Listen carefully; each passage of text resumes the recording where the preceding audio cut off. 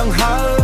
កុំលុតជង្គង់ត្រឹមពាក់កណ្ដាលបើត្រូវដួលចូលដួលក្នុងនាមជាអ្នកប្រយុទ្ធដែលតស៊ូដល់ទីបំផុតវាសនាមិនមែនជាល្បែងជោគជ័យមិនមែនជារឿងចៃដន្យរាល់ស្លាកស្នាមគឺជាមេដាយសម្រាប់អ្នកដែលមិនព្រមចោះចាញ់ស្រែកឲ្យអស់ពីទ្រូងកុំឲ្យភាពភ័យខ្លាចគ្របដណ្ដប់ពិភពលោកមិនដែលកត់ត្រាឈ្មោះមនុស្សដែលបោះបង់ពាក់កណ្ដាលទីបើមានមហិច្ឆតាត្រូវឲ្យខ្ពស់ហួសពីពងព្រោះអ្នកដែលដកថយនឹងរលាយបាត់ដោយធូលីដីរាល់ព្រលឹមដែលបើកភ្នែក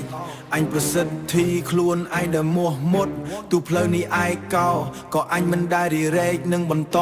ដំណើរគោលដៅស្ថិតនៅនឹងសកម្មភាពមិនមែននៅត្រឹមចុងអណ្ដាតអេ yeah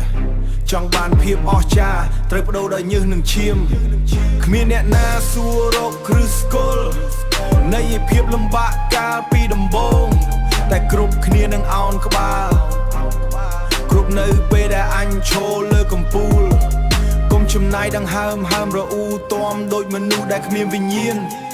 ចូលប្រៅឡើងបុកទៅមុខចូលប្រៅឡើងបុកទៅមុខឲ្យស្គាល់នៃជ័យជម្នះដោយខ្លួនឯងហត់ឲ្យដាច់ដង្ហើម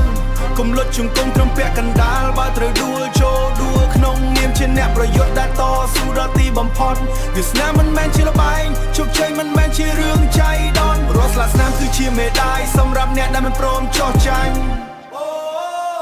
ស្រែកឲ្យអស់ពីទ្រូងកុំឲ្យភាពភ័យខ្លាចគ្របដណ្ដប់ពិភពលោកមិនដែលកត់ត្រាឈ្មោះមនុស្សដែលបោះបង់ពាក់កណ្ដាលទីបើមានមហិច្ឆតាត្រូវឲ្យខ្ពស់ហួសពីពង